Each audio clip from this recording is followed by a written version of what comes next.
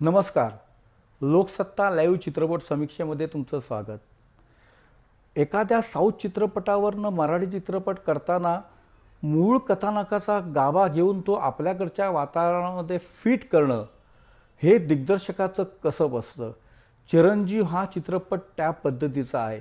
दिग्दर्शक रमेश मोरेने एका मूळ साऊथ चित्रपटाचं मध्यवर्ती सूत्र घेतलं आहे, परंतु ते पूर्णपणे कोकणातील वाटेल याचं भान त्याने ठेवलं. हा या चित्रपटाचा प्लस पॉईंट आहे.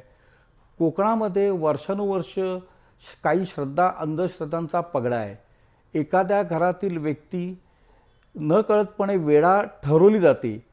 ती का ठरवली जाते याची कारणं कोणी शोधत नाही, परंतु त्या व्यक्तीला कसं वेडा ठरवलं जातं हे चित्रपटामध्ये दाखवलं गेलेलं आहे. चित्रपटामध्ये रवी काळे हा पूर्वार्धामध्ये वेडा ठरवला गेला आहे, परंतु चित्रपटाचा उत्तरार्ध अतिशय धक्कादायक आहे. भरत जाधवला गावातले लोक वेडा ठरवतात आणि त्याचे कुटुंबीयसुद्धा वेडा मानतात. मी वेडा नाही ह्याचा तो सातत्याने आक्रोश करतो, विव्हळत बोलतो, परंतु त्याचं कोणी ऐकत नाही. अशा वेळेला त्याची आई त्याला सहानुभूती दाखवते. ह्या मध्यवर्ती सूत्रावर हा संपूर्ण चित्रपट आहे. कोकणची पार्श्वभूमी, कोकणचं सौंदर्य, कोकणातल्या एका दूर अशा खेड्यात जाऊन केलेलं चित्रपटाचा शेवट अतिशय धक्कादायक आहे.